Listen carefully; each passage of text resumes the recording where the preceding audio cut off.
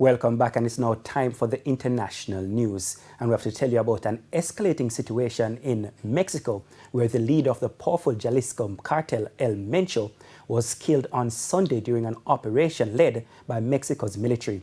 Now, El Mencho, a former police officer, led the cartel as it became one of the most powerful and ruthless criminal organizations inside the country, according to the U.S. Drug Enforcement Agency. Now, he was wanted by U.S. authorities who offered millions of dollars for information on his whereabouts.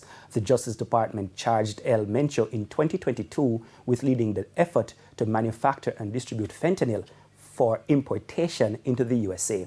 Now, the U.S. State Department issued a travel advisory urging U.S. citizens to shelter in place in the 3 Mexican states due to, quote, ongoing security operations, related roadblocks, and criminal activity.